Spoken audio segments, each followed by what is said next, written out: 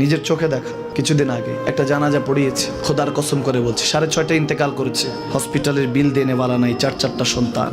অ্যাম্বুলেন্সে ঘরে ঘরে আসবে, 1000-1200 টাকার বিল দেনেওয়ালা নাই। কি বুঝলেন? ক্ষণস্থায়ী দুনিয়া।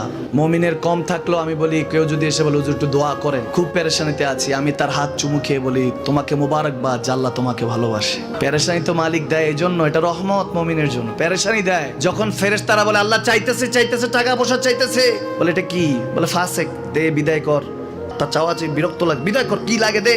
মমিন যখন চাইতে থাকে আল্লাহ আমাকে কিছু লাগবে, যখন একটু করে চায় আমার মাটাকে সুস্থ করে দাও, বাবাটাকে আল্লাহ আমার স্ত্রীকে, আমার আমাকে একটু তৌফিক দাও, চাইতে থাকে মমিন। আল্লাহ বলে যখন ফেরেশতারা দেখে মমিন চাচ্ছে, দেরি করতে পারে না, তাড়াতাড়ি খাজানা নিয়ে দিতে নেবে, আল্লাহ বলে রাখোস না, এত তাড়াহুড়া কিসে?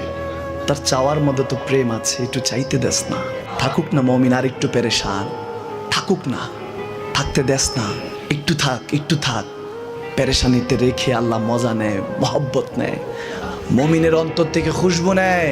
আল্লাহর বড় মায়া। মমিন যখন চায় আল্লাহ তখন মায়ার নজর নিয়ে তাকায়, হায় হায় আমার বান্দা, সুবহানাল্লাহ।